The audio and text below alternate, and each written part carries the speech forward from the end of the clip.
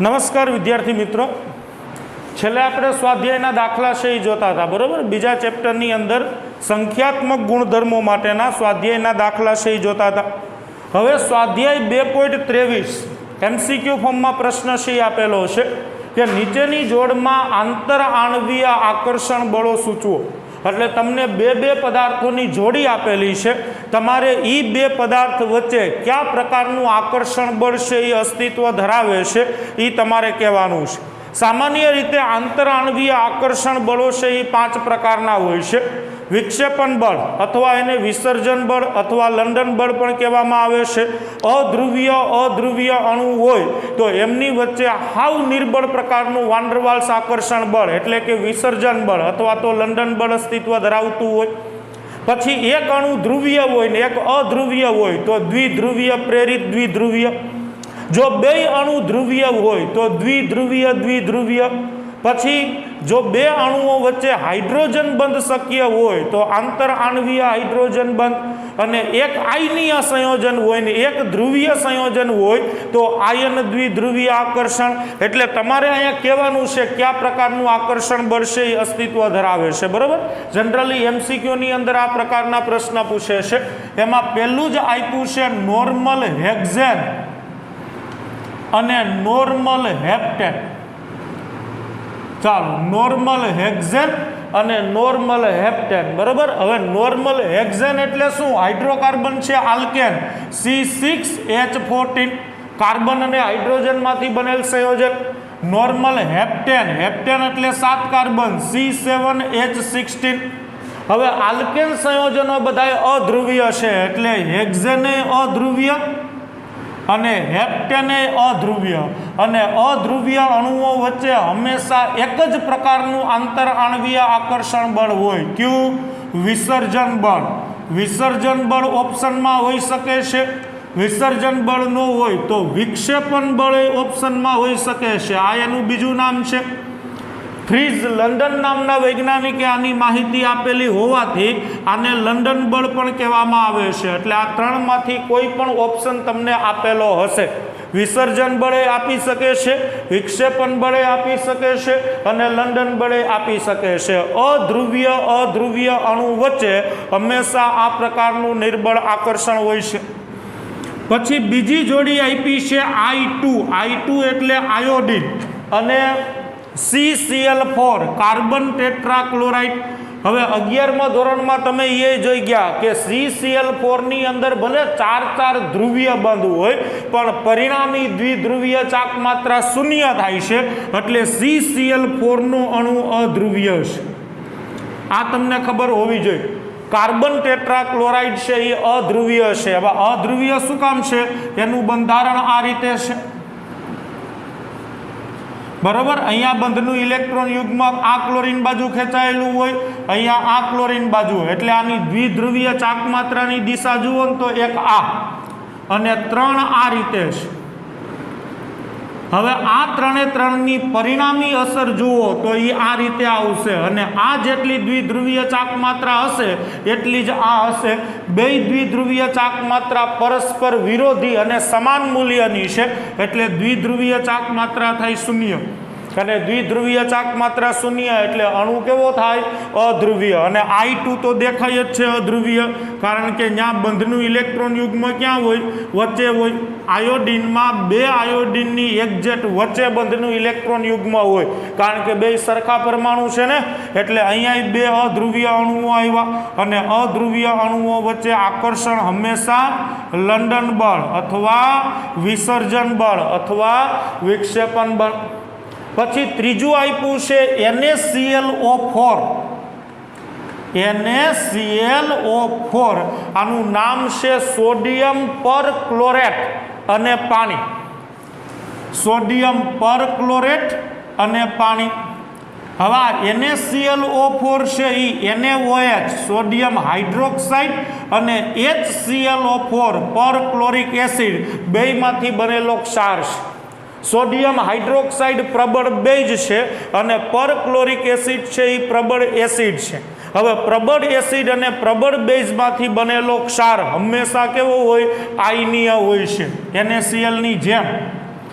એટલે NaClO4 છે એ આયનીય પદાર્થ છે, પાણીમાં નાખશો Na+ અને ClO4 માઇનસ, સોડિયમ આયન અને પરક્લોરેટ આયનમાં આયનીકરણ પામશે. સામે પાણી તો કે ઈ ધ્રુવીય અણુ છે, પાણીમાં ધ્રુવીય બંધ હોય ને, OH બંધ ધ્રુવીય હોય, કારણ કે બંધનું ઇલેક્ટ્રોન યુગ્મ છે એ ઓક્સિજન બાજુ હોય છે. એટલે એક આયનીય સંયોજન અને એક દ્વિધ્રુવીય અણુ. દ્વિધ્રુવીય એટલે બે ધ્રુવ, ધન ધ્રુવ અને ઋણ ધ્રુવ હોય છે આની અંદર.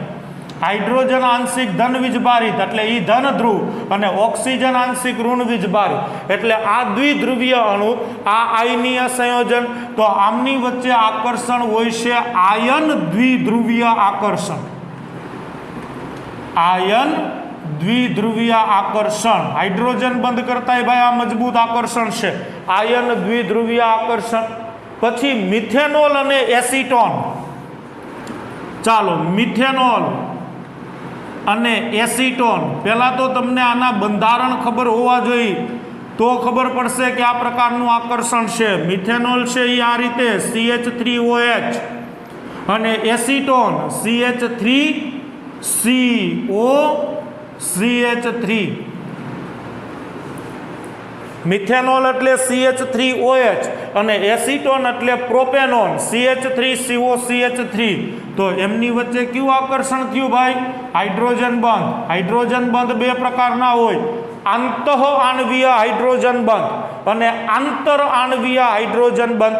જો એક જ અણુના બે જુદા જુદા પરમાણુ વચ્ચે હાઇડ્રોજન બંધ બને તો એવા હાઇડ્રોજન બંધને કહેવાય આંતઃ આણવીય હાઇડ્રોજન બંધ. પણ જુદા જુદા અણુ વચ્ચે હાઇડ્રોજન બંધ બનેલો હોય તો એને કહેવાય આંતર આણવીય હાઇડ્રોજન બંધ. એટલે આ આંતર આણવીય હાઇડ્રોજન બંધ છે. પછી એક જોડી આપેલી છે એસિટોનાઇટ્રાઇલ. એસિટોનાઇટ્રાઇલ અને એસિટોન. ચાલો, એસિટોનાઇટ્રાઇલ અને એસિટોન. એસિટોનાઇટ્રાઇલ એટલે CH3CN.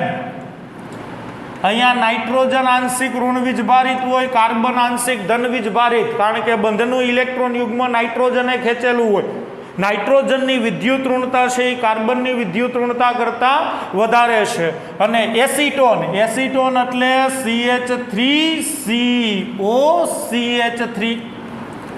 અહીંયા કાર્બન આંશિક ધન વીજભારિત અને ઓક્સિજન છે એ આંશિક ઋણ વીજભારિત. હવે હું વિરોધી છેડા બાજુમાં લખું. જુઓ, અહીંયા કાર્બન, આ બાજુ ઓક્સિજન. તો કાર્બન આંશિક ધન વીજભારિત અને નાઇટ્રોજન ઋણ વીજભારિત, એમની વચ્ચે આકર્ષણ થશે. આ અણુ દ્વિધ્રુવીય, આ અણુ દ્વિધ્રુવીય, પણ આકર્ષણમાં હાઇડ્રોજન પરમાણુ નથી એટલે હાઇડ્રોજન બંધ ન કહી શકાય. બે દ્વિધ્રુવીય અણુઓ વચ્ચે લાગતા આકર્ષણને કહેવાય દ્વિધ્રુવીય આકર્ષણ. દ્વિધ્રુવીય આકર્ષણ. એટલે આમ જુઓ ને તો આ આખો પ્રશ્ન 11માં તમારે પાર્ટ 1માં ચોથું ચેપ્ટર આવી ગયું, રાસાયણિક બંધન. એ રાસાયણિક બંધનનો આ પ્રશ્ન છે કે કયા અણુઓ વચ્ચે કયા પ્રકારનું આકર્ષણ લાગે. બરોબર? એટલે આ પ્રકારના MCQ છે એ કમ્પ્લીટ રાખજો.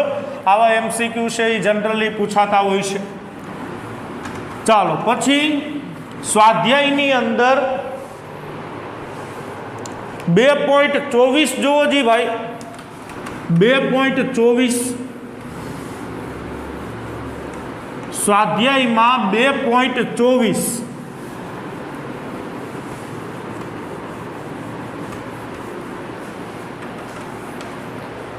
જોયું? સ્વાધ્યાયમાં 2.24 શું કીધું છે? નોર્મલ ઓક્ટેનમાં નીચેના પદાર્થોની દ્રાવ્યતાનો ચડતો ક્રમ. સ્વાધ્યાય 2.24. હવે નોર્મલ ઓક્ટેન પ્રવાહી સ્વરૂપે હોય. આલ્કેનમાં પહેલા 4 આલ્કેન, મિથેન, ઇથેન, પ્રોપેન અને બ્યુટેન, આ 4 છે એ વાયુ સ્વરૂપે છે.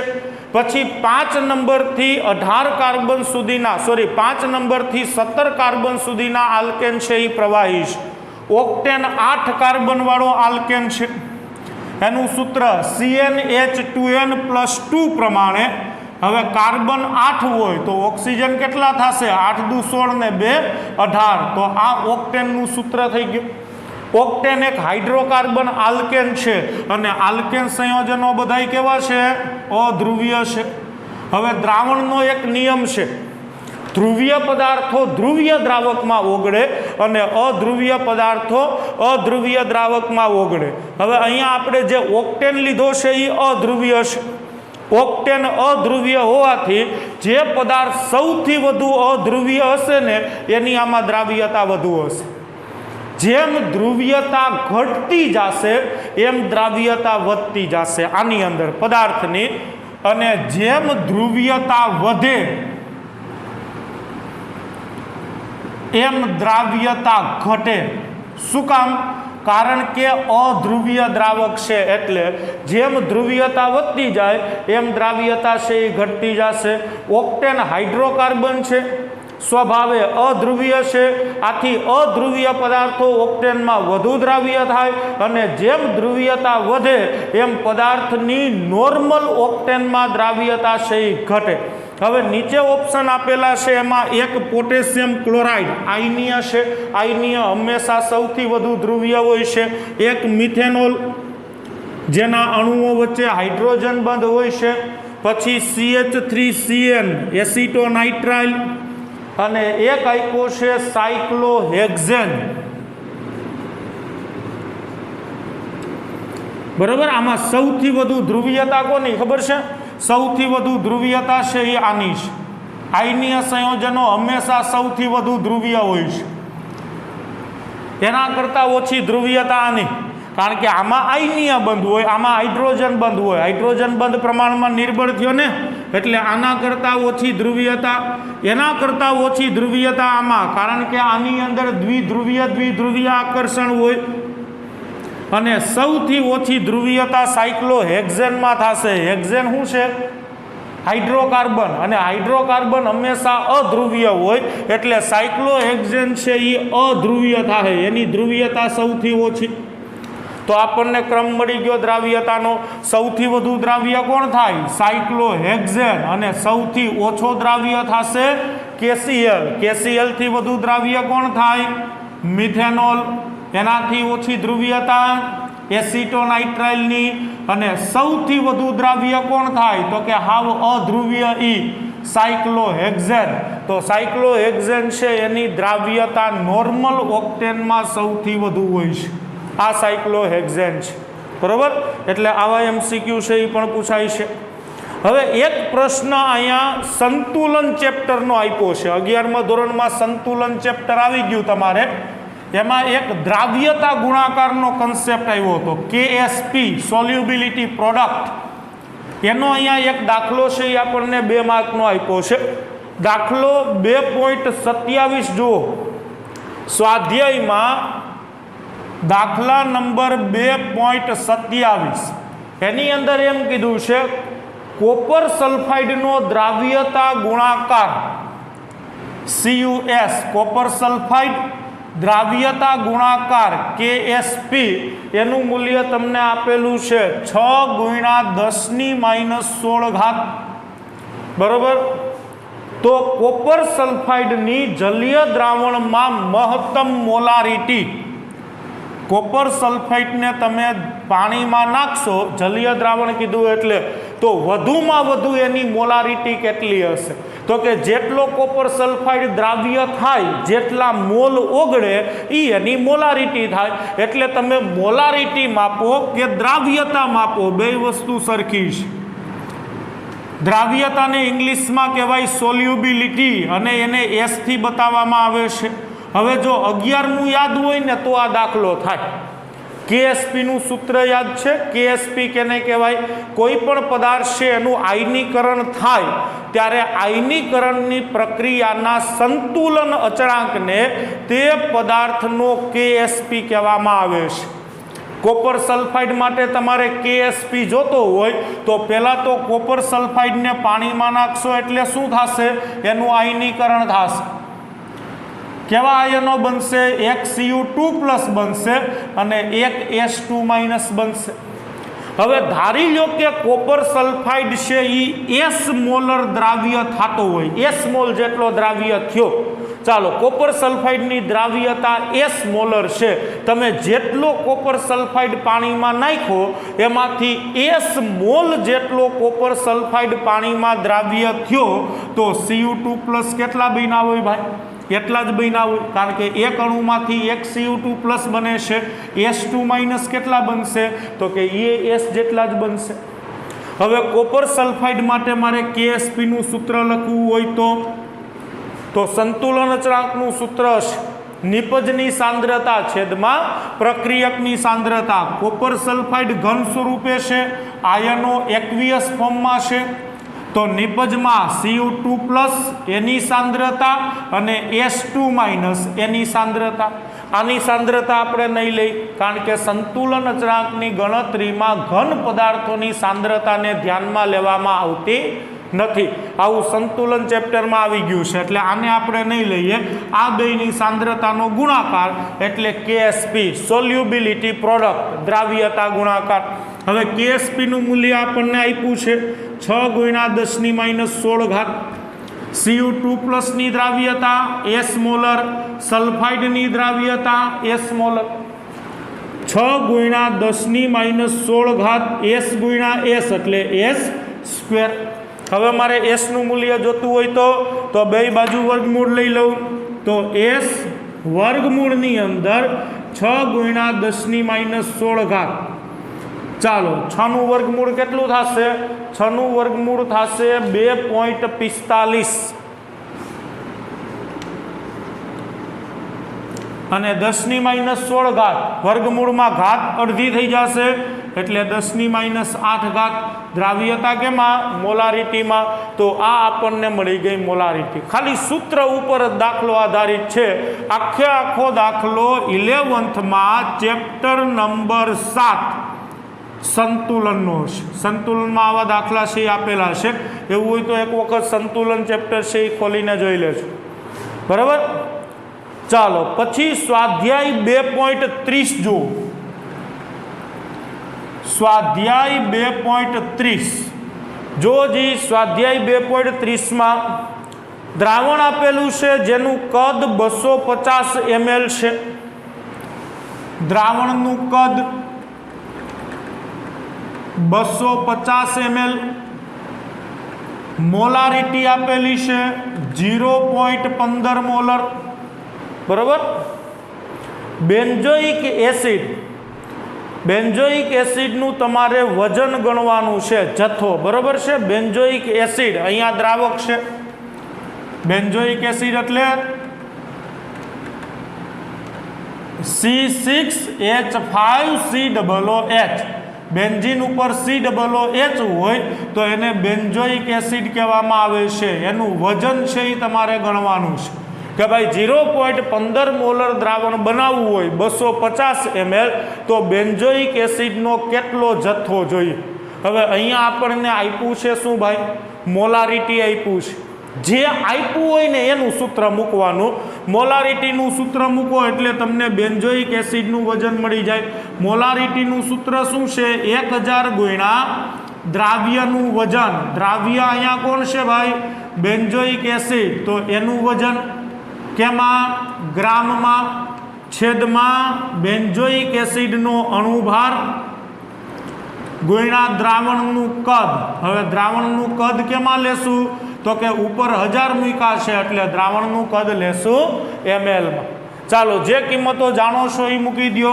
Molarity 0.15, 1000 ml.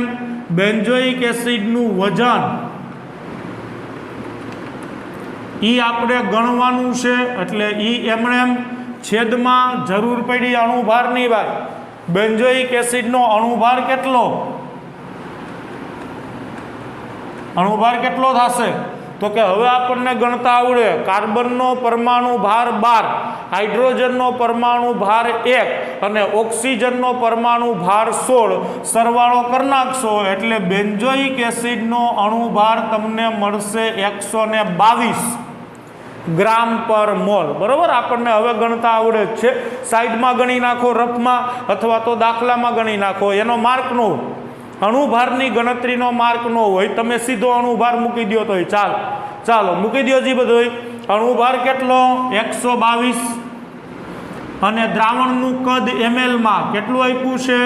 250.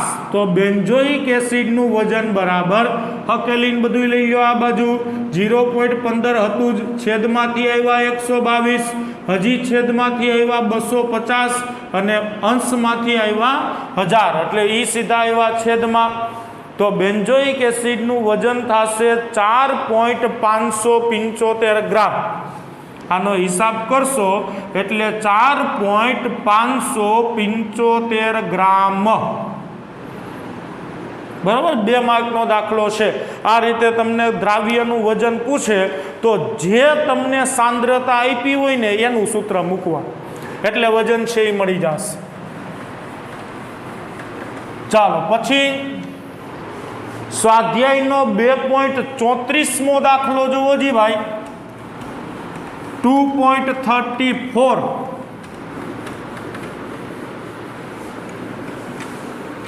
સ્વાધ્યાય 2.34.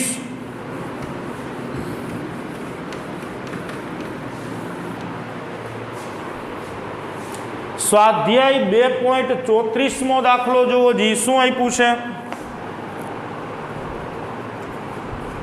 સ્વાધ્યાય 2.34. 293 કેલ્વિન તાપમાને પાણીનું બાષ્પ દબાણ 17.535 mmHg છે. સ્વાધ્યાય 2.34. 293 કેલ્વિન તાપમાને, ચાલો તાપમાન આપ્યું છે 293 કેલ્વિન, લખીશી, જરૂર પડશે તો ઉપયોગ કરશું, નકર ભલે પડ્યું એમણે. 293 કેલ્વિન તાપમાને પાણીનું બાષ્પ દબાણ, શુદ્ધ દ્રાવકનું બાષ્પ દબાણ આપી દીધું છે 17.535 mmHg, બરોબર. પછી 293 કેલ્વિન તાપમાને જ્યારે 450 ગ્રામ પાણીમાં, પાણીનું વજન W1 કેટલું આપ્યું? 450 ગ્રામ. 450 ગ્રામ પાણીમાં 25 ગ્રામ ગ્લુકોઝ ઓગાળવામાં આવ્યો. દ્રાવ્યનું વજન 25 ગ્રામ. દ્રાવ્ય કોણ છે? ગ્લુકોઝ. હાલો, 25 ગ્રામ ગ્લુકોઝને ઓગાળ્યો છે. ત્યારે બાષ્પ દબાણ ગણો, એટલે તમારે દ્રાવણનું બાષ્પ દબાણ ગણવાનું છે. ચાલો આપણે દ્રાવણનું બાષ્પ દબાણ છે એ જોઈએ છે.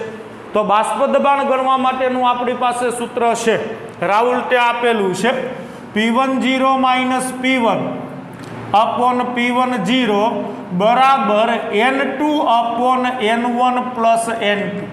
આ સૂત્રની મદદથી આપણે P1 છે એ ગણી શકીએ, પણ એના સિવાયની માહિતી ભેગી કરો.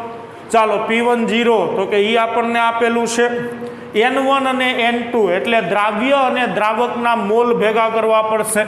ચાલો દ્રાવ્ય કોણ છે? અહીંયા ગ્લુકોઝ, અને દ્રાવક પાણી.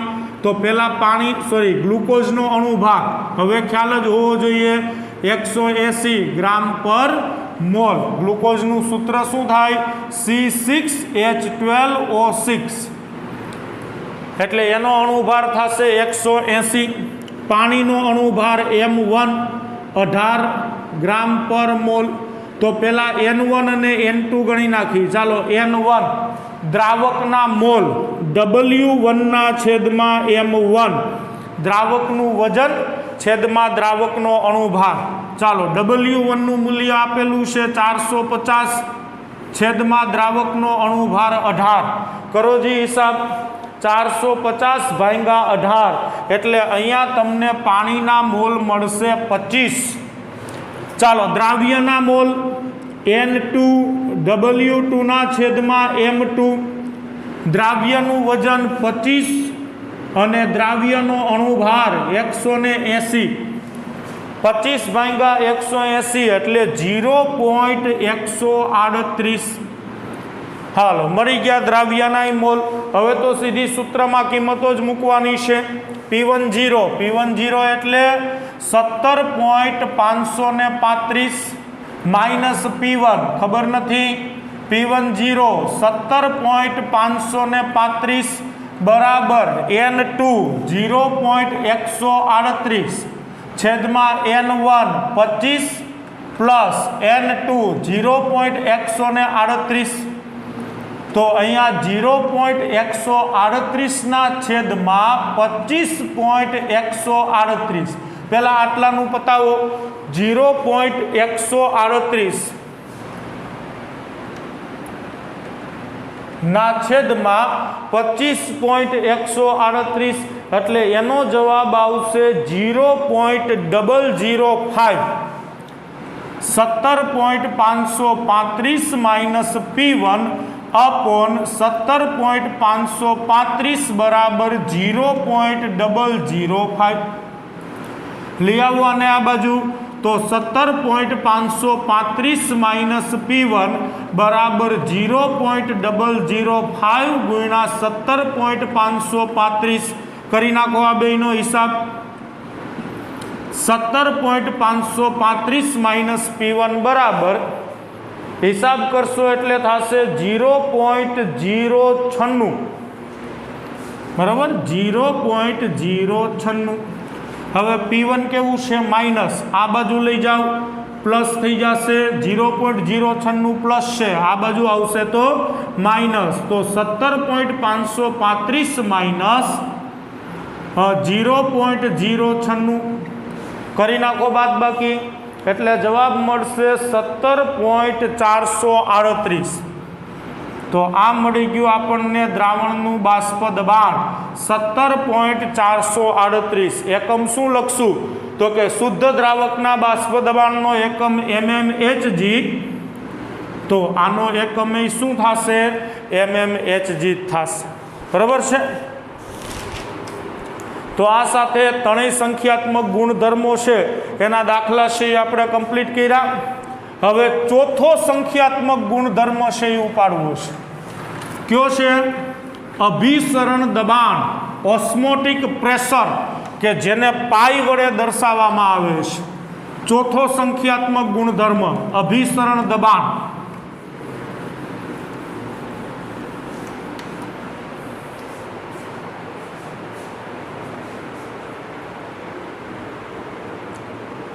चलो चौथो संख्यात्मक गुणधर्म अभिसरण दबाण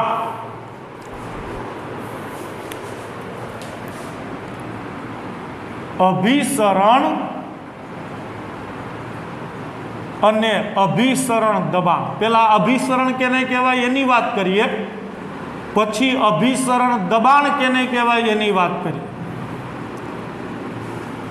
ऑस्मोसिस एंड ऑस्मोटिक प्रेशर હવે વ્યવહારમાં આપણે અમુક ઘટનાઓ છે એ રોજિંદા જીવનમાં જોતા હોઈએ છીએ દાખલા તરીકે કાચી કેરી હોય કાચી કેરી એના કટકા કરીને તમે ક્ષારીય દ્રાવણમાં એને મૂકી રાખશો તો થોડાક સમય બાદ એટલે કે 1 કે 2 દિવસની અંદર એ કાચી કેરી છે એ સંકોચાઈ જતી હોય છે અત્યારે અથાણાની સિઝન છે કેરીનું અથાણું બનાવતા હોય ત્યારે આપણે જોતા હોઈએ છીએ કે ભાઈ કેરીના કટકા કરી કાચી કેરી હોય એના કટકા કરી અને જ્યારે એને મીઠાવાળા પાણીમાં છે એ ડૂબાડવામાં આવે અથવા તો અથાણું બનાવી નાખવામાં આવે અથાણામાં મીઠાનો ભરપૂર માત્રામાં ઉપયોગ હોય છે અમુક સમય બાદ જે ભરાવદાર કાચી કેરી હોય એ ચીમડાઈ જાય છે સંકોચાઈ જાય છે આવું શું કામ થાય છે કરમાયેલું ફૂલ હોય થોડું ઘણું કરમાઈ ગયું હોય એ ફૂલને જ્યારે તમે તાજા પાણીની અંદર મૂકો ત્યારે એ નવજીવન પ્રાપ્ત કરે છે એટલે થોડુંક તાજું બની જાય છે જે કરમાઈ ગયેલું ફૂલ હોય હાવ પહેલાં જેવું તો ન જ થાય પણ કરમાઈ ગયેલું ફૂલ હોય એને જ્યારે પાણીમાં મૂકવામાં આવે છે તાજા પાણીની અંદર તો પહેલાં કરતાં એની સ્થિતિ થોડીક સુધરે છે એટલે કે થોડુંક તાજું બને છે આ વસ્તુ છે આપણે વ્યવહારમાં જોતા હોઈએ છીએ રક્તકણ હોય લોહીમાં રહેલો જે કોષ છે રક્તકણ એને જ્યારે પાણીમાં મૂકવામાં આવે છે ત્યારે રક્તકણ છે એ પાણીમાં ફૂલે છે અને તૂટી જાય છે લિસ્ટ બનાવી શું થાય છે કાચી કેરી ક્ષારીય દ્રાવણમાં સંકોચાય છે કરમાયેલું ફૂલ પાણીમાં મૂકતા તાજું બને. તાજું બને એટલે હાવ પેલા જેવું ન થઈ, પણ થોડો ઘણો એની અંદર સુધારો થાય છે. પછી રક્તકણ એટલે કે લોહીનો જે કોષ છે એ પાણીમાં ફૂલે છે. પાણીમાં મૂકો એટલે એનું કદ છે એ મોટું થઈ જાય છે, પાણીમાં એ ફૂલાય છે. પછી સૂકી દ્રાક્ષ છે, એ સૂકી દ્રાક્ષને જ્યારે પાણીમાં મૂકો ત્યારે એ ફૂલે છે. આવી વસ્તુ છે એ આપણે વ્યવહારમાં જોતા હોઈએ છીએ. આવું શું કામ બને છે? સૂકી દ્રાક્ષને પાણીમાં મૂકશો તો એ પણ ફૂલશે. આ બધી ઘટનાઓ છે એ શું કામ બને છે? આ બધી ઘટનાઓની અંદર એક વસ્તુ સામાન્ય છે. કઈ વસ્તુ સામાન્ય છે? તો કે આ બધા પદાર્થોની સપાટી એક ચોક્કસ પ્રકારના પડદાથી બંધાયેલી છે. કાચી કેરી તો કેરીની ઉપરની સપાટી છે એ એક ચોક્કસ પડદાથી બનેલી છે. ફૂલ તો ફૂલની સપાટી એક ચોક્કસ પડદાથી બનેલી છે. રક્તકણની જે બોર્ડર છે, સપાટી છે, કે પછી સૂકી દ્રાક્ષ છે એની સપાટી છે એ એક ચોક્કસ પ્રકારના પડદાથી બનેલી છે. એટલે આ બધાની અંદર સપાટી છે એ એક ચોક્કસ પડદા દ્વારા બનેલી છે. હવે આ પડદો છે એ કુદરતી હોઈ શકે અને વનસ્પતિજન્ય કુદરતી હોઈ શકે અને કૃત્રિમ હોઈ શકે છે. પડદો છે એ કુદરતીમાં તો કે વનસ્પતિજન્ય હોય અથવા તો પ્રાણીજન્ય હોય છે. હવે આ પડદો છે એને અર્ધપારગમ્ય પડદો કહેવામાં આવે છે. કોઈ સામાન્ય પડદો નથી હોતો, આ અર્ધપારગમ્ય પડદો હોય છે. હવે અર્ધપારગમ્ય પડદો એટલે શું? તો કે પડદાની અંદર એટલા બધા નાના છિદ્રો હોય છે. અર્ધપારગમ્ય પડદું, આ પડદાની અંદર એટલા બધા નાના છિદ્રો હોય છે કે એ છિદ્રોમાંથી માત્ર દ્રાવકના અણુઓ આરપાર નીકળી શકે છે. એટલે કે આ બાજુથી આ બાજુ અથવા આ બાજુથી આ બાજુ માત્ર દ્રાવકના અણુઓ પસાર થઈ શકે છે. દ્રાવકના અણુ, દ્રાવક તરીકે સામાન્ય રીતે પાણી હોય છે, તો દ્રાવકના અણુ છે એ પસાર થઈ શકે છે, પણ દ્રાવ્યના અણુઓ પસાર થઈ શકતા નથી. હવે દ્રાવ્યના અણુ સામાન્ય રીતે દ્રાવક કરતાં મોટા હોય છે, એટલે દ્રાવ્યના અણુ પસાર થઈ શકતા નથી.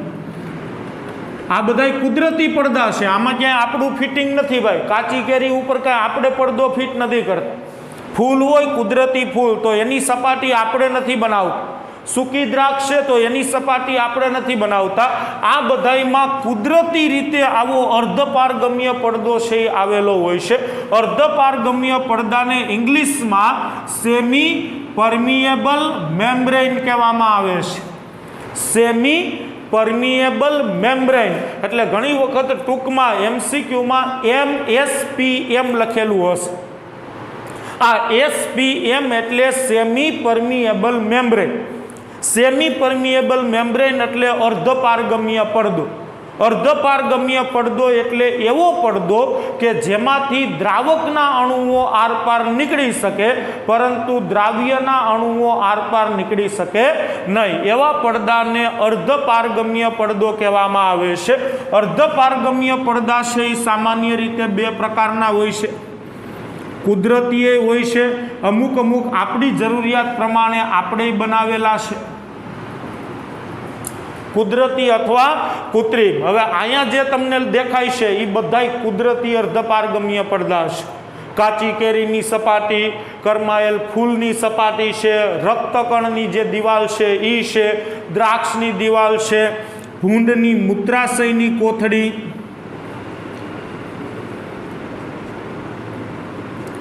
પછી કોષ દિવાલ, વનસ્પતિ કોષની દિવાલ હોય કે પ્રાણીના કોષની દિવાલ હોય, આ બધા કુદરતી અર્ધપારગમ્ય પડદા છે કે જે કુદરતે બનાવેલા છે. અમુક અર્ધપારગમ્ય પડદા આપણી જરૂરિયાત પ્રમાણે આપણે બનાવેલા છે. એવા ક્યાં ક્યાં? તો કે પાર્ચમેન્ટ પેપર. જોજો ભાઈ ટેક્સ્ટ બુકમાં થોડીક ભૂલ છે, અહીંયા હું જે લખું છું એ બધા કૃત્રિમ અર્ધપારગમ્ય પડદા છે. Parchment paper, cellophane paper, butter paper,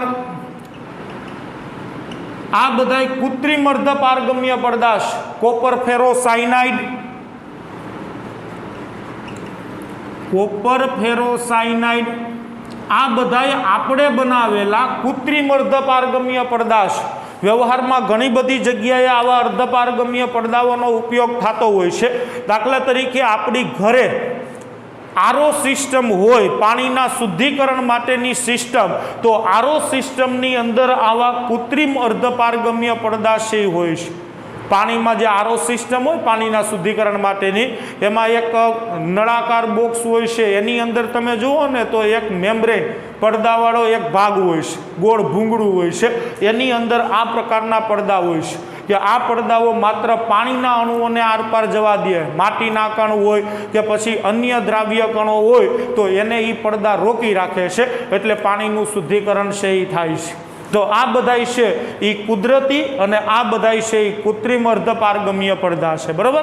અર્ધપારગમ્ય પડદો કેને કહેવાય ખબર પડી ગઈ? પાછું એક વખત, જે પડદામાંથી માત્ર ને માત્ર દ્રાવકના અણુઓ પસાર થઈ શકે પણ દ્રાવ્યના અણુઓ પસાર ન થઈ શકે એવા પડદાઓને અર્ધપારગમ્ય પડદા કહેવામાં આવે છે. કુદરતી હોય છે, આપણે બનાવી શકીએ છીએ, એટલે કૃત્રિમ અર્ધપારગમ્ય પડદા હોય છે. એમસીક્યુમાં પૂછે તો આટલા નામ છે એ યાદ રાખજો. બરાબર. હવે અભિસરણ કેને કહેવાય એની ચર્ચા કરી. બરાબર. અભિસરણ કેને કહેવાય? હવે જ્યારે શુદ્ધ દ્રાવક અને દ્રાવણને અર્ધપારગમ્ય પડદા વડે એકબીજાના સંપર્કમાં લઈ આવવામાં આવે. ચાલો, આ શુદ્ધ દ્રાવક છે. શુદ્ધ દ્રાવક એટલે ધારી લો કે શુદ્ધ પાણી છે. બરોબર. આ શુદ્ધ પાણી છે. હવે એક અર્ધપારગમ્ય પડદાની કોથળી બનાવી એની અંદર હું કોઈ અન્ય પદાર્થનું દ્રાવણ ભરું છું. ધારી લો કે મેં એક NaCl નું દ્રાવણ બનાવ્યું છે અને NaCl નું દ્રાવણ આ અર્ધપારગમ્ય પડદાની કોથળીમાં ભરેલું છે. બરાબર. આ કોથળી છે, એ કોથળીની અંદર શું ભરેલું છે? દ્રાવણ ભરેલું છે. ધારી લો કે NaCl નું દ્રાવણ છે એ આ કોથળીની અંદર મેં ભરેલું છે. ચાલો, આમાં NaCl નું દ્રાવણ છે.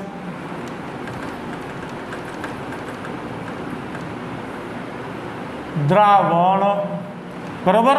કોથળી શેની બનેલી છે? અર્ધપારગમ્ય પડદાની. બરોબર. આવો કોઈ પણ એક કૃત્રિમ અર્ધપારગમ્ય પડદો લઈ લો, પાર્ચમેન્ટ પેપર કે સેલોફેન પેપર કે બટર પેપર, કે એમાંથી એક મેં કોથળી બનાવી છે, બેગ બનાવી છે, એની અંદર NaCl નું દ્રાવણ ભરેલું છે અને એ દ્રાવણને હું શુદ્ધ પાણીની અંદર ટીંગાડું છું. તો હવે શું થશે? જ્યારે શુદ્ધ દ્રાવક અને દ્રાવણને અર્ધપારગમ્ય પડદા દ્વારા એકબીજાના સંપર્કમાં લઈ આવવામાં આવે છે ત્યારે હંમેશા શુદ્ધ દ્રાવકથી દ્રાવણ તરફ દ્રાવકનો એક સ્વયંભૂ પ્રવાહ શરૂ થાય છે. સ્વયંભૂ એટલે પોતાની રીતે, તમારે કાંઈ કરવાનું નથી, એની રીતે શુદ્ધ દ્રાવકથી દ્રાવણ તરફ કેનો પ્રવાહ શરૂ થશે? દ્રાવકનો પ્રવાહ શરૂ થાય છે. શું કામ ભાઈ દ્રાવકનો જ? તો કે અર્ધપારગમ્ય પડદો એવો છે કે એમાંથી દ્રાવ્યના અણુઓ આરપાર નીકળી શકતા નથી, એટલે આમાં જે NaCl ના કણો હોય, Na+ અને Cl- સ્વરૂપે, તો એ કણો છે એ કોથળીની અંદરથી બહાર આવી શકવાના નથી. આ પડદામાંથી આયનો છે કે દ્રાવ્ય કણો છે એ આરપાર નથી નીકળી શકતા, પણ પાણીના અણુઓ કે જે દ્રાવક છે એ તો અંદરથી બહાર કે બહારથી અંદર આવી શકે ને. તો શું થશે? પાણીના અણુઓ અંદરથી બહાર આવશે કે બહારથી પાણીના અણુઓ અંદર જશે? તો એના માટે જ હું બોલું છું. પાછું એક વખત સાંભળજો કે જ્યારે શુદ્ધ દ્રાવક અને દ્રાવણને અર્ધપારગમ્ય પડદા વડે એકબીજાના સંપર્કમાં લઈ આવવામાં આવે છે ત્યારે હંમેશા શુદ્ધ દ્રાવકથી દ્રાવણ તરફ જ દ્રાવકનો એક પ્રવાહ શરૂ થાય છે, સ્વયંભૂ એની રીતે.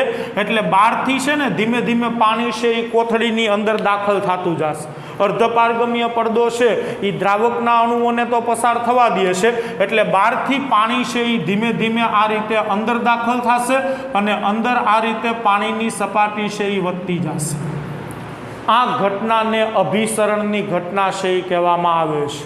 હવે જો હું શુદ્ધ દ્રાવક અને દ્રાવણને મંદ દ્રાવણ અને સાંદ્ર દ્રાવણને એકબીજાના સંપર્કમાં લઈ આવું તો સાંભળજો, અહીંયા હું 0.1 મોલર કોપર સલ્ફેટનું દ્રાવણ ભરું છું અને અહીંયા હું 1 મોલર કોપર સલ્ફેટનું દ્રાવણ ભરું છું. શરૂઆતમાં હું બેયની સપાટી સરખી રાખું છું ભાઈ, બે બાજુ હું સરખા કદનું દ્રાવણ ભરું છું. એક જ પદાર્થનું દ્રાવણ છે, બે બાજુ CuSO4 ના જ દ્રાવણ છે, વચ્ચે અર્ધ પારગમ્ય પડદો મૂકેલો છે. ફેર માત્ર એટલો છે કે એક બાજુ ઓછી સાંદ્રતા વાળું એટલે કે મંદ દ્રાવણ છે અને બીજી બાજુ વધુ સાંદ્રતા વાળું એટલે કે સાંદ્ર દ્રાવણ છે. આ રીતે કરશો તો શું થશે તો કે જ્યારે મંદ દ્રાવણ અને સાંદ્ર દ્રાવણ વચ્ચે અર્ધ પારગમ્ય પડદો રાખવામાં આવે છે તો હંમેશા મંદ દ્રાવણથી સાંદ્ર દ્રાવણ તરફ દ્રાવકનો પ્રવાહ છે એ ચાલે છે. કઈ બાજુથી? મંદ દ્રાવણથી સાંદ્ર દ્રાવણ તરફ. કોપર સલ્ફેટના એ કોઈ કણો અહીંથી આ બાજુ કાંઈથી આ બાજુ નહીં જઈ શકે, કારણ કે અર્ધ પારગમ્ય પડદો માત્ર દ્રાવકના અણુઓને આરપાર પસાર થવા દે છે, દ્રાવ્યના અણુઓને આરપાર પસાર થવા દેતો નથી. પાણીના અણુઓ છે એ મંદ દ્રાવણથી સાંદ્ર દ્રાવણ તરફ ગતિ કરશે, એટલે થોડાક સમય બાદ જે મંદ દ્રાવણ છે ને એની સપાટી ઘટી ગયેલી જોવા મળશે અને સાંદ્ર દ્રાવણની સપાટી વધી ગયેલી જોવા મળશે. આ ઘટનાને અભિસરણ કહેવાય છે. આ બેયમાં ટૂંકમાં કહું તો જ્યાં વધુ પાણી હોય ને ત્યાંથી ઓછા પાણી તરફ દ્રાવકનો પ્રવાહ હાલે, વધુ પાણી હોય ત્યાંથી ઓછા પાણી તરફ. હવે આ બાજુ જુઓ જી ભાઈ, અહીંયા બહાર પાણી વધુ, અંદર દ્રાવણ હતું ને તો દ્રાવણમાં તો દ્રાવ્ય પ્લસ દ્રાવક હોય, અહીંયા શુદ્ધ દ્રાવક એટલે બહાર વધુ પાણી હતું તો બહારથી અંદર જતું. અહીંયા બે બાજુ મેં સપાટી સરખી રાખી હતી પણ અહીંયા 0.1 મોલ CuSO4 બાકીનું પાણી અને અહીંયા 1 મોલ CuSO4 ને બાકીનું પાણી, એટલે અહીંયા CuSO4 ઓછો હતો તો પાણી વધારે હતું ને, એટલે જ્યાં પાણીનો જથ્થો વધુ હોય ત્યાંથી પાણીનો જથ્થો ઓછો હોય એ બાજુ દ્રાવક છે એ ગતિ કરે છે. ક્યાં સુધી ગતિ કરશે તો કે જ્યાં સુધી સંતુલન પ્રાપ્ત નહીં થાય, એટલે બે બાજુ સરખા પ્રમાણમાં પાણી ન થાય ત્યાં સુધી આ પ્રવાહ છે એ ચાલુ જ રહેશે. સંતુલન પ્રાપ્ત થાય એટલે આ દ્રાવકનો પ્રવાહ અટકી જાય છે. આ ઘટનાને અભિસરણની ઘટના કહેવામાં આવે છે. આ અભિસરણને ઇંગ્લિશમાં ઓસ્મોસિસ કહેવામાં આવે છે. આ ઓસ્મોસિસ છે એ ગ્રીક ભાષાનો શબ્દ છે, એનો મતલબ થાય છે ધકેલવું. એટલે અહીંયા દ્રાવક એક બાજુથી બીજી બાજુ ધકેલાય છે, એટલે આને ઓસ્મોસિસ કહેવામાં આવે છે. પાછી વ્યાખ્યા બોલું છું, સાંભળજો બરોબર.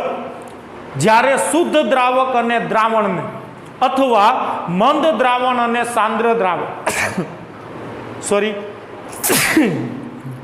જ્યારે શુદ્ધ દ્રાવક અને દ્રાવણને અથવા તો મંદ દ્રાવણ અને સાંદ્ર દ્રાવણને અર્ધ પારગમ્ય પડદા વડે એકબીજાના સંપર્કમાં લઈ આવવામાં આવે છે ત્યારે હંમેશા શુદ્ધ દ્રાવકથી દ્રાવણ તરફ અથવા મંદ દ્રાવણથી સાંદ્ર દ્રાવણ તરફ દ્રાવકનો પ્રવાહ શરૂ થાય છે. આ ઘટનાને અભિસરણ કહે છે. જ્યાં સુધી સંતુલન ન સ્થપાય ત્યાં સુધી આ દ્રાવકનો પ્રવાહ છે એ ચાલુ રહે છે. અભિસરણ સંતુલન સ્થપાતા અટકી જાય છે. ઓકે, હવે આગળ જુઓ, અભિસરણ દબાણ કેને કહેવાય? અભિસરણ એટલે શું એ તો ખબર પડી ગઈ. હવે અભિસરણ દબાણ કેને કહેવાય જુઓ પાછું એક વખત.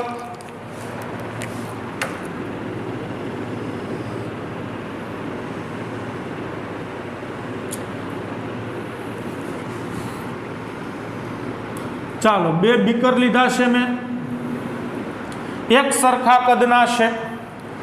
એક બીકરની અંદર મેં શુદ્ધ પાણી ભરેલું છે, બરોબર. ચાલો, આ બીકરમાં મેં શુદ્ધ દ્રાવક એટલે કે શુદ્ધ પાણી ભરેલું છે, શુદ્ધ દ્રાવક. અને બીજું બીકર છે એની અંદર મેં એટલા જ કદનું દ્રાવણ ભરેલું છે. ચાલો, અન્ય કોઈ પદાર્થમાંથી બનાવેલું એ જ દ્રાવકનો ઉપયોગ કરીને બનાવેલું દ્રાવણ છે, બરોબર. અહીંયા તમે ભાઈ જે દ્રાવક ભરો ને એ જ દ્રાવકમાં બનાવેલું અહીંયા દ્રાવણ હોવું જોઈએ. પછી દ્રાવક પાણી લઈ લો અને અહીંયા બેન્ઝીનમાં બનાવેલું દ્રાવણ ભરો ને એમ નહીં. જે દ્રાવક તમે અહીંયા લીધો છે એ જ દ્રાવકમાંથી બનાવેલું દ્રાવણ છે એ અહીંયા ભરવાનું છે. ચાલો, બે બાજુ પિસ્ટન છે એ રાખેલા છે. પિસ્ટન ઉપર અત્યારે કાંઈ વજન છે એ મેં મૂકેલું નથી. વાતાવરણનું જે દબાણ હોય, પ્રેશર ઓફ એટમોસ્ફિયર, જે વાતાવરણનું અચળ દબાણ હોય એ બે બાજુ લાગે છે, બરોબર. વાતાવરણનું જે કાંઈ દબાણ હોય એ દબાણ છે એ બે બાજુ અત્યારે લાગે છે.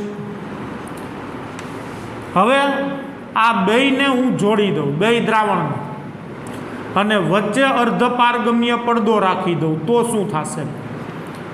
ચાલો, બે દ્રાવણને મેં જોડી દીધા છે. એક શુદ્ધ દ્રાવક છે, બીજી બાજુ દ્રાવણ છે. બેયને જોડી દીધા છે, વચ્ચે અર્ધપારગમ્ય પડદો છે એ રાખી દીધો છે. બેમાંથી એકોય પિસ્ટન ઉપર મેં વજન મૂકેલું નથી. વાતાવરણનું જે અચળ દબાણ હોય એ બે બાજુ લાગે છે. હવે આ રીતે હું ગોઠવણી કરું તો ઘટના શું બનશે? તો કે અભિસરણની ઘટના બનશે જ અહીંયા. શું કામ? કારણ કે તમે શુદ્ધ દ્રાવક અને દ્રાવણને અર્ધપારગમ્ય પડદા વડે એકબીજાના સંપર્કમાં લઈ આવ્યા છો. તો હવે શું થશે? તો કે શુદ્ધ દ્રાવકથી દ્રાવણ તરફ દ્રાવકનો એક સ્વયંભૂ પ્રવાહ શરૂ થશે. એટલે જે બાજુ શુદ્ધ દ્રાવક ભરેલું છે ને ત્યાંથી દ્રાવક છે એ ધીમે ધીમે કઈ બાજુ ગતિ કરશે? દ્રાવણ તરફ ગતિ કરશે. હવે જો આ રીતે હાલે તો શું થાય? તો કે શુદ્ધ દ્રાવક છે ની સપાટી નીચે આવતી જાય, ઘટતી જાય, અને દ્રાવણની સપાટી છે એ ઉપર જતી જાય ને, વધતી જાય. પણ મારે અભિસરણની ઘટના થવા દેવી નથી. ચાલો, મારે અભિસરણને અટકાવી દેવું છે, અભિસરણ થવા દેવું નથી. તો એના માટે મારે શું કરવું પડશે? અહીંથી દ્રાવક આ બાજુ જાય છે એ મને મંજૂર નથી. મારે આ બાજુથી દ્રાવક આ બાજુ ન જાય એવું કરવું છે. આ બાજુથી આ બાજુ ન આવવો જોઈએ અને આ બાજુથી આ બાજુ ન જવો જોઈએ. દ્રાવકની હેરફેરે મારે અટકાવી દેવી છે. તો મારે શું કરવું પડશે? તો કે એના માટે મારે દ્રાવણ ઉપર થોડુંક વધારાનું દબાણ લગાડવું પડશે, પાઈ જેટલું દબાણ. હવે જો હું દ્રાવણ ઉપર, જે બાજુ દ્રાવણ છે, જોજો તમારી બુક કરતાં મેં થોડીક ઊંધી આકૃતિ દોરી છે. તમારી બુકમાં દ્રાવણ આ બાજુ છે, શુદ્ધ દ્રાવક આ બાજુ છે, પણ મેં દ્રાવણ આ બાજુ લીધો છે, તેનાથી કાંઈ ફેર નથી પડતો. તો જે બાજુ દ્રાવણ ભરેલું છે એ બાજુ ઉપરથી જો હું થોડુંક વધારાનું દબાણ લગાડી દઉં તો આ સપાટી છે એ ઉપર નહીં આવી શકે. પિસ્ટન છે એ દ્રાવણની સપાટીને ઉપર આવતા રોકી દેશે. હવે જો પિસ્ટન ઉપર ન આવી શકે તો અહીંયા ક્યાંય જગ્યા જ નથી, આખું બીકર ભરેલું છે, તો દ્રાવક અહીંયાથી આ બાજુ આવી શકે નહીં. પણ દબાણ એટલું જ લગાડવાનું છે કે આ બાજુથી દ્રાવક આ બાજુ ન આવી શકે. પછી અહીંથી આ બાજુ દ્રાવક આવવા મળે એટલું બધું દબાણ નથી લગાડવાનું. તમારે શુદ્ધ દ્રાવકમાંથી દ્રાવણ બાજુ જે દ્રાવકનો પ્રવાહ આવે છે એને રોકી શકાય એટલું જ દબાણ લગાડવાનું છે.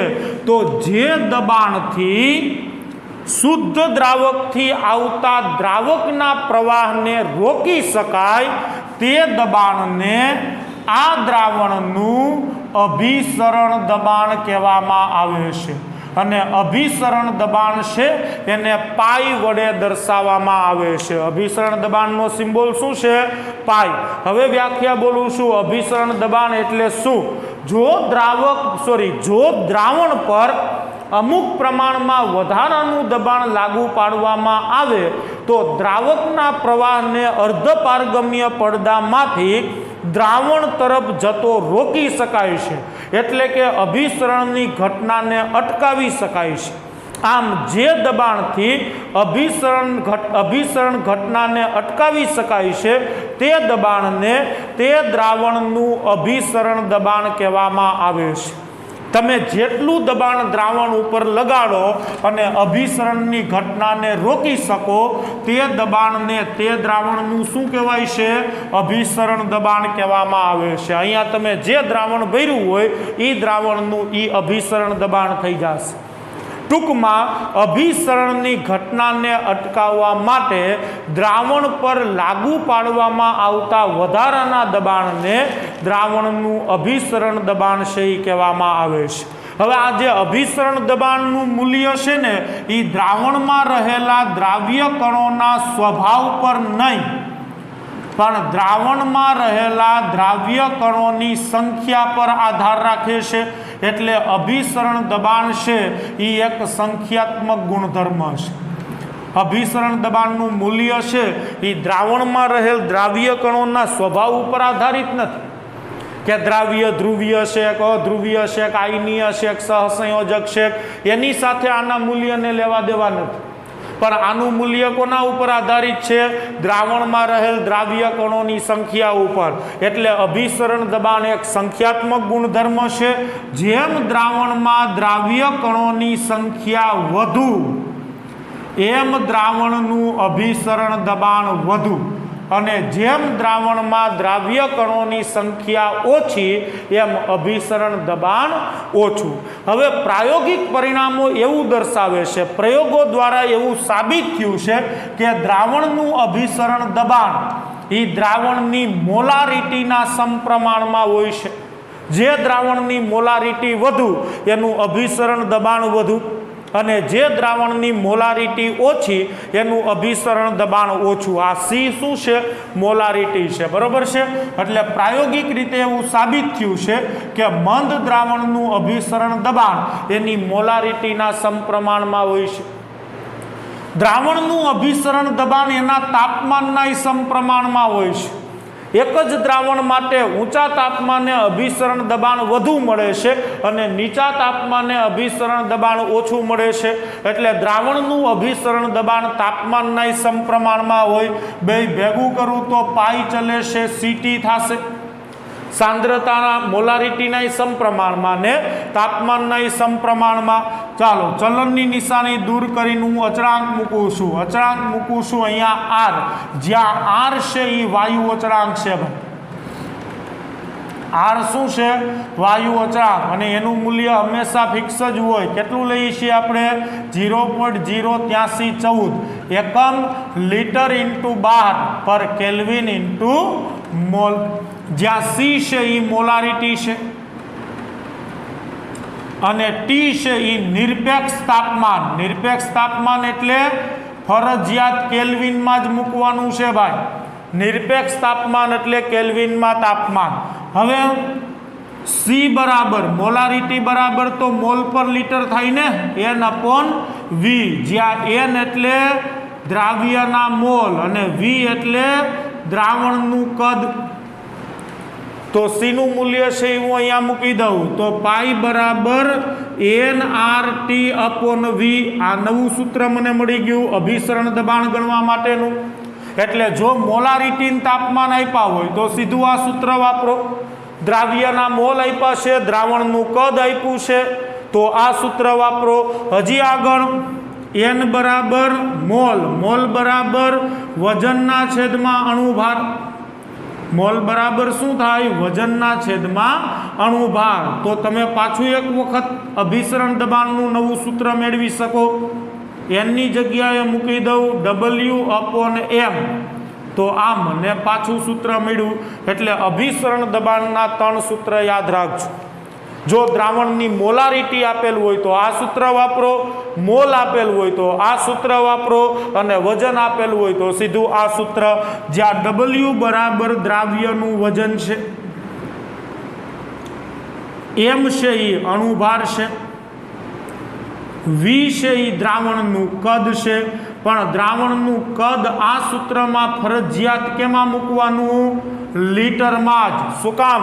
આર તમે મૂકશો 0.08314 તો એનો એકમ શું છે જુઓ, લીટર ઇન્ટુ બાર પર કેલ્વિન ઇન્ટુ મોલ.